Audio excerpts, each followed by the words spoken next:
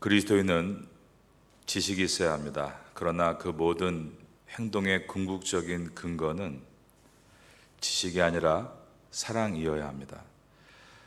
오늘 본문의 시절인 14장 13절은 그런즉으로 시작합니다. 그런즉 우리가 다시는 서로 비판하지 말고 도리어 부딪힐 것이나 거칠 것을 형제 앞에 두지 아니하도록 주의하라. 그런즉 헬라어로 운이라는 단어고 영어로는 therefore입니다. 13절은 앞의 내용을 밀접하게 받고 있다는 것입니다. 그러면 그 앞의 내용이 무엇인가? 그것은 성도와 성도는 상호간의 심판자가 아니라 성도와 성도는 상호간의 형제 관계인 것을 잊지 마십시오 였습니다. 위에 있는 14장 10절을 보시면 내가 어찌하여 내 형제를 비판하느냐 어찌하여 내 형제를 업신여기느냐 우리가 다 하나님의 심판대 앞에 서리라 라고 한 것입니다. 그리고 난 다음에 그런즉으로 연결합니다. 14장 13절 다 같이 읽겠습니다. 그런즉 우리가 다시는 서로 비판하지 말고 도리어 부딪힐 것이나 거칠 것을 형제 앞에 두지 아니하도록 주의하라. 비판하지 말고에서 비판하다는 크리노라는 단어인데 두 가지 뜻이 있습니다. To judge, 판단하다와 to decide, 결정하다입니다. 표준 세번역 성경은 이렇게 번역합니다. 그런즉 우리가 다시는 서로 비판하지 말고 이것을 이제부터는 서로 판단하지 마십시오 라고 번역했습니다. 도리어 부딪힐 것이나 거칠 것을 형제 앞에 두지 않도록 주의하라. 이것을 형제 앞에 장애물이나 걸림돌을 넣지 않겠다고 결심하십시오 라고 번역했습니다. 남을 판단할 만큼 자신을 판단할 수 있다면 우리는 많이 달라지게 될 겁니다. 그러나 자신을 판단하지 않으면서 남을 판단하려고만 한다면 우린 결코 달라질 수 없을 것입니다. 나는 항상 뒤틀어진 재판관이다. 서로 상호간에 이러한 태도를 가져야 됩니다. 내가 보는 것이 다일 수 없고 내가 듣는 것이 다일 수 없다. 나는 결코 재판관이 될 수 없다. 이러한 마음을 가져야 하는 것입니다. 그 대신 사도 바울은 믿음이 강한 자의 입장, 즉 우상에게 바쳐진 음식을 먹을 수 있지만 그것이 믿음이 약한 자, 즉 우상에 바친 음식을 먹어서는 안 된다고 생각하는 이들을 실족하게 하는 일이 된다면 나는 영원히 고기를 먹지 않겠다라고 말합니다. 14장 14절에서 16절을 보겠습니다. 내가 주 예수 안에서 알고 확신하노니 무엇이든지 스스로 속된 것이 없으되 다만 속되게 여기는 그 사람에게는 속되니라. 만일 음식으로 말미암아 내 형제가 근심하게 되면 이는 내가 사랑으로 행하지 아니함이라. 그리스도께서 대신하여 죽으신 형제를 내 음식으로 망하게 하지 말라. 그러므로 너희 선한 것이 비방을 받지 않게 하라. 하나님 앞에서 우리가 성도로서 자유가 있지만 또한 상대방을 위해 그 자유를 제한하는 절제도 중요한 것이다 라고 말한 것입니다. 13절의 권면의 근거는 즉 비판하지 않고 주의해야 하는 이유는 14절에서 16절 말씀 때문입니다. 한마디로 요약하면 이것입니다. 그리스도의 십자가 때문이다. 십자가의 은혜를 붙들고 사는 우리가 그 작은 음식의 문제를 삼가할 수 없단 말이냐라는 뜻입니다. 간단하게 음식이라 말하지만 음식 외에 그 모든 것들을 우리가 적용할 수 있는 것입니다. 엄청난 십자가의 은혜를 받은 내가 상대방을 위해서 자유를 제한하고 절제하고 덕을 세우는 것이 그렇게 어려운 일이냐라는 질문입니다. 그리스도께서 너를 사랑하셔서 목숨을 버리셨는데 너는 형제를 사랑함으로 내가 좋아하는 그 기호를 버릴 수 없느냐라고 한 다음에 17절과 18절은 성도는 하나님 나라의 백성다운 삶을 살 때 비로소 진정한 삶의 목적이 된다라고 말씀합니다.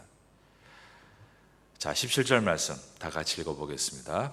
하나님의 나라는 먹는 것과 마시는 것이 아니요 오직 성령 안에 있는 의와 평강과 희락이라. 성도의 진정한 삶의 목적은 먹는 것과 마시는 것, 그것이 아닙니다. 오직 성령 안에 있는 의와 평강과 희락입니다. 여러분들은 이 은혜를 꼭 만나게 되시기를 예수님의 이름으로 축원합니다. 이로써 그리스도를 섬기는 자는 하나님을 기쁘시게 하며 사람에게도 칭찬을 받느니라. 요즘 웰빙 시대라고 부르고 먹고 사는 것 가장 중요하게 여깁니다. 그런데 더 중요한 것이 있습니다. 그것은 하나님의 나라이다 라는 것입니다.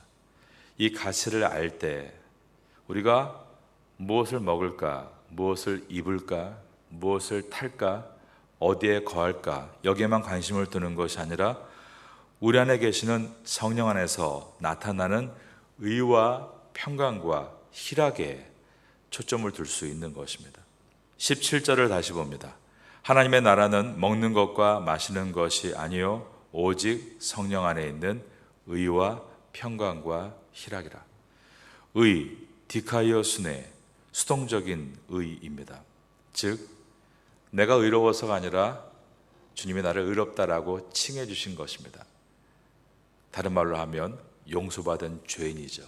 이 은혜. 평강, 에이레네입니다. 히브리어로 샬롬입니다. 평화가 나에게 깃드는 것입니다. 특별히 나와 내 자신과의 평화는 나는 예수님께서 죽기까지 사랑하신 것을 알 때 이루어질 수 있고, 또 나와 옆 사람과의 평화는 그도 예수님께서 죽기까지 사랑하신 분이다라는 것을 알게 될 때 이루어질 수 있습니다. 희락, 카라입니다. 이것은 남을 희생시켜서 밟고 올라가는 기쁨이 아니라 내가 희생함으로 얻는 기쁨입니다. 십자가를 배운 사람만이 얻을 수 있는 기쁨. 십자가를 피하는 기쁨이 아니라 십자가를 지는 기쁨. 성도의 기쁨은 이처럼 자기를 부인하는 십자가에서부터 나옵니다.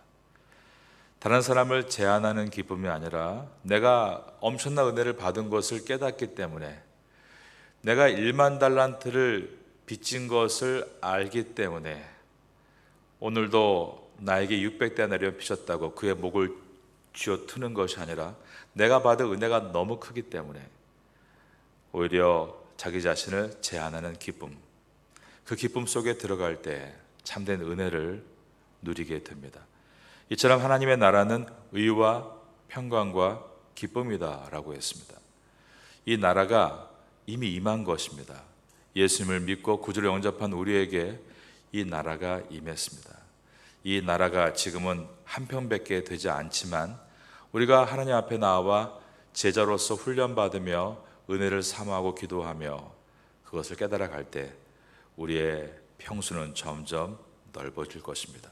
눈에 보이지 않는 이 하나님의 나라가 우리 안에 점점 커질 때 우리는 의와 평강과 기쁨 가운데 우리 인생을 승리롭게 살아갈 수 있게 되는 것입니다. 하나님의 나라는 임했고 이제 그 나라는 실제적으로 예수님의 재림과 함께 완성될 것입니다. 지금은 그 나라가 우리의 심령 가운데 먼저 임했습니다. 여러분들은 하나님의 나라가 여러분 심령 가운데 이미 임한 것을 생각하시고 그 은혜를 오늘도 감사하며 펼쳐보시기를 바라겠습니다. 18절을 보겠습니다. 이로써 그리스도를 섬기는 자는 하나님을 기쁘시게 하며 사람에게도 칭찬을 받느니라. 이로써란 말은 먹고 마시는 것을 스스로 제한함으로써입니다.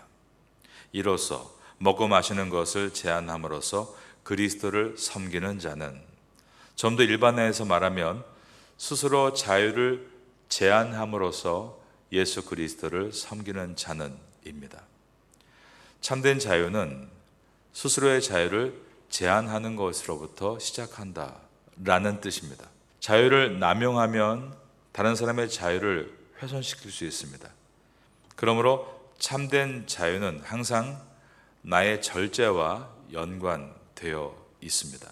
러시아의 문호 도스토옙스키는 예수님의 십자가를 억지의 기적이라고 표현했습니다.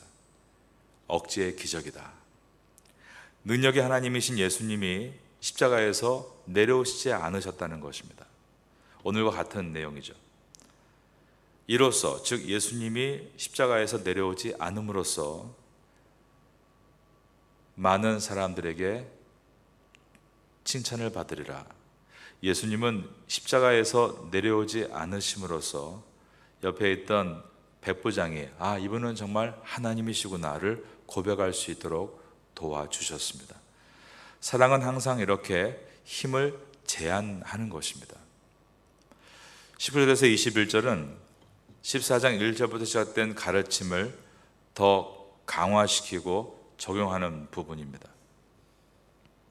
그러므로 우리가 화평의 일과 서로 덕을 세우는 일을 힘쓰나니. 자, 20절 말씀 다 같이 읽어볼까요? 음식으로 말미암아 하나님의 사업을 무너지게 하지 말라. 만물이 다 깨끗하되 거리낌으로 먹는 사람에게는 악한 것이라. 20절에 악한 것이라 헬라어로 카코스라는 단어고, 21절을 봅니다.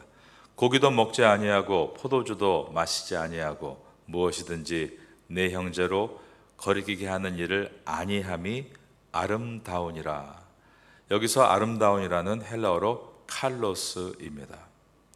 다른 사람을 거리끼게 하는 것이 악함, 카코스라면 다른 사람을 거리끼게 하지 않는 것이 아름다움, 칼로스이다 라고 하고 있습니다. 우리는 다른 사람을 거리끼게 하는 걸림돌, 카코스, 악한 행동을 하는 사람이 아니라 다른 사람을 거리끼게 하지 않고 오히려 디딤돌이 되게 하는 칼로스, 아름다운 행동을 하는 것이 맞다라고 말씀하고 있습니다. 내가 먹음으로 남을 거리끼게 하는 걸림돌이 되게 할 수 있습니다. 반대로 내가 먹지 않음으로 남을 불편하고 죄스럽게 하는 걸림돌이 될 수 있습니다. 우리는 항상 이것을 생각해야 됩니다. 내가 하는 행동이 내 욕심 때문인가? 나를 드러내기 위한 것인가? 내 의를 위한 것인가? 아니면 정말 상대방을 배려하기 위한 것인가? 상대방에게 신앙을 회복할 수 있도록 돕기 위해서인가? 음식으로 말미암아 하나님의 사업을 무너지게 하지 말라. 만물이 다 깨끗하되 거리낌으로 먹는 사람에게는 악한 것이라. 그런데 어떤 때는 내가 먹음으로, 어떤 때는 내가 안 먹음으로 상대방을 거리끼게 하지 않는 디딤돌이 될 수 있습니다. 21절입니다. 고기도 먹지 아니하고 포도주도 마시지 아니하고 무엇이든지 내 형제로 거리끼게 하는 일을 아니함이 아름다우니라. 우리는 그래서 무엇이 아름다운 일인가를 늘 생각하면 좋겠습니다. 무엇이 아름다운 일인가? 무엇이 칼로스인가? 무엇이 남을 배려하고 있는 것이고 무엇이 성도로서의 모습인가? 반대로 무엇이 악한 것인가를 돌아볼 수 있으면 좋겠습니다. 내가 하는 행동의 의도가 뭔가? 저 사람을 내가 누리려고 하고 있는가? 저 사람에게 내 의를 드러내려고 하고 있는가? 저 사람을 부끄럽게 해서 나와 그 사람의 차등을 두려 하고 있는가? 그것은 악함, 카코스입니다. 여러분은 본질에는 강철같이, 그러나 비본질에는 갈대와 같이 그 마음을 생각한다면 항상 여러분의 삶은 아름다움, 칼로스 위에 있게 될 것을 저희는 믿습니다. 14장의 마지막 부분이 22절과 23절은 성도의 개인적인 지식과 성도의 공적인 행동이 어떻게 연관이 될 수 있고 구별될 수 있는가에 대해서 결론적으로 말하고 있는 부분입니다. 22절과 23절을 보겠습니다. 내게 있는 믿음을 하나님 앞에서 스스로 가지고 있으라. 자기가 옳다 하는 바로 자기를 정죄하지 아니하는 자는 복이 있도다. 음식은 아무것도 아닙니다. 지식을 통해서 자유함을 얻었습니다. 그러나 그 자유가 남의 믿음을 훼손시키려 한다면 절제해야 맞습니다. 음식은 아무것도 아닙니다. 그런데 어떤 음식을 먹을 때 죄라고 생각하면서 눈치를 보며 먹는다면 그것은 자유를 통해서 감사하면서 먹는 것이 아니라 내가 죄를 짓는다고 생각하면서도 어떤 체면 때문에 진리를 파수할 용기가 없어서 먹는 것이라면 먹지 않는 것이 맞습니다. 로마서는 14장을 시작하면서 우상에게 바친 음식을 먹을 수 있는가에 대한 주제를 다루었습니다. 그런데 22절과 23절이 있기 때문에 이것은 단순히 음식을 어떻게 먹을 것인가를 넘어서서 모든 것으로 적용할 수 있게 됩니다. 23절에 보면 의심하고 먹는 자는 정죄되었나니 이는 믿음을 따라 하지 아니하였기 때문이라. 믿음을 따라 하지 아니하는 것은 다 죄니라. 다 죄니라. 그러므로 이것은 어떤 우상에 바치신 음식을 먹는 이야기가 아니라 모든 영역에서 우리가 생각해야 될 부분이 됐습니다. 술과 담배, 도박 이러한 것은 생각하기가 무척 쉽습니다. 왜냐하면 우리나라 도덕책에 3대 악이라고 되어 있기 때문입니다. 특별히 태국에서는 술, 담배, 도박 또 하나가 있죠. 마약, 야세띠. 그것은 해서는 안 될 일이라고 규정되어 있기 때문에 그렇게 모든 통념 속에서 우리 크리스찬들이 그것을 하지 않는 것은 구분하기 쉬운 일입니다. 그런데 그 외의 일들이 있습니다. 한참 우리나라가 노래방이 유행하고 있을 때였습니다. 노래방이 죄다, 또 노래방이 괜찮다, 이런 얘기들이 옛날에 교회 안에 나올 때입니다. 그 다음부터는 어마어마한 방들이 많이 나왔습니다. 노래방 다음에 또 무슨 방, 나중에는 키스방, 이런 방까지 나오게 되었습니다. 자, 한참 그렇게 한국에서 방문화가 올라올 때였습니다. 그때 이 노래방을 우리가 어떻게 봐야 되는가, 그러한 얘기가 나왔던 것입니다.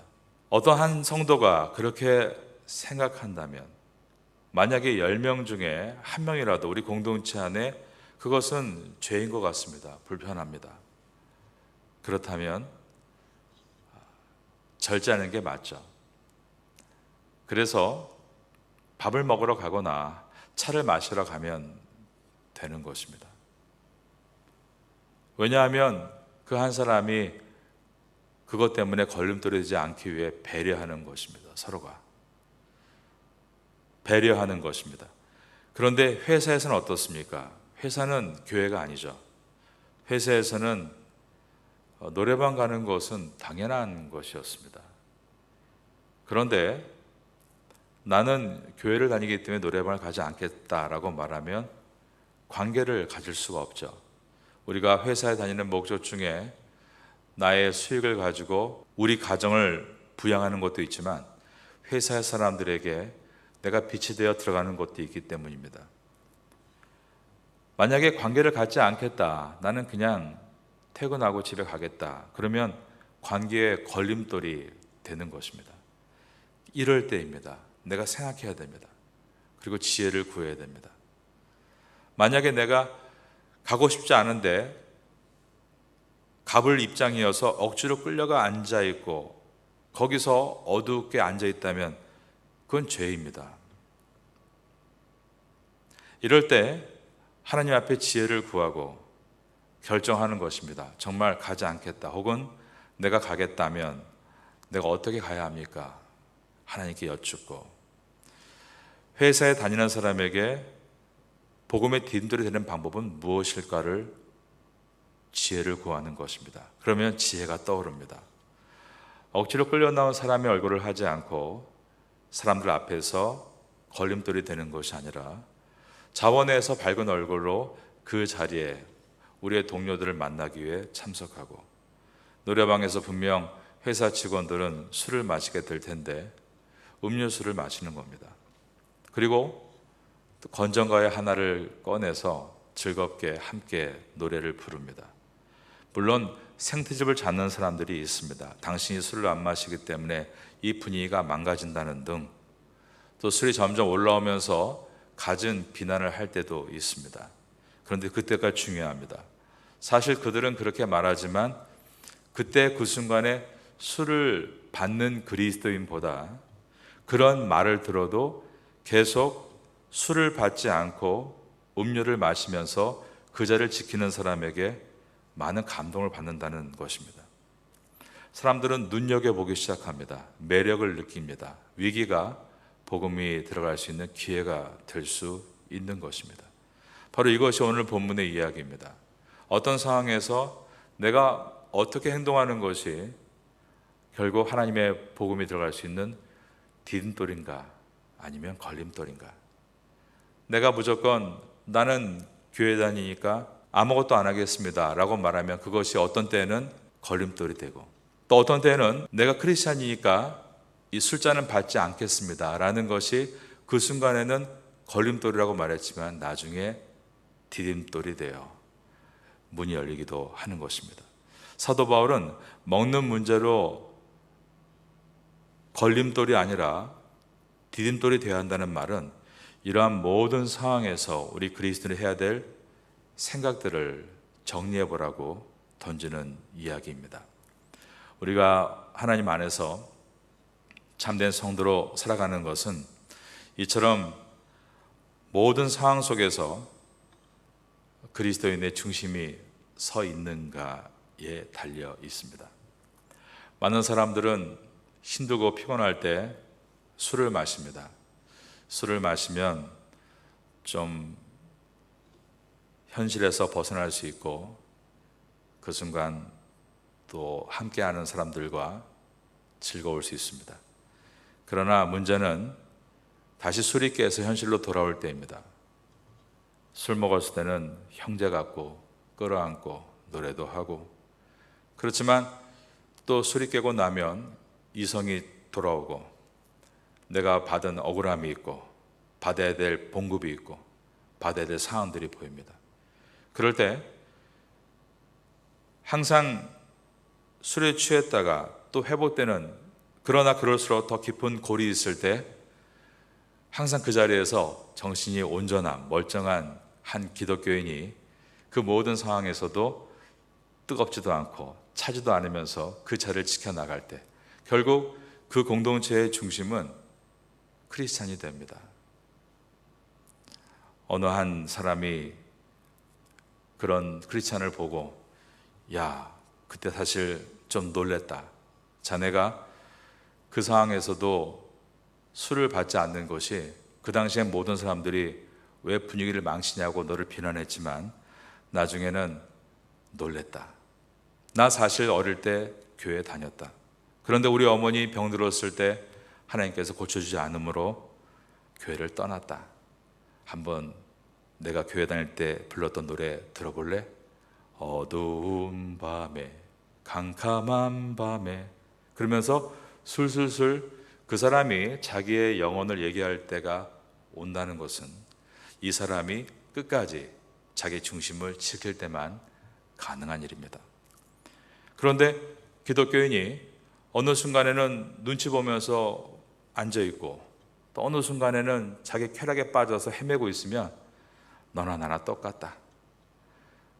그를 의지할 수 없고 그와 이야기할 수 없게 되는 것입니다.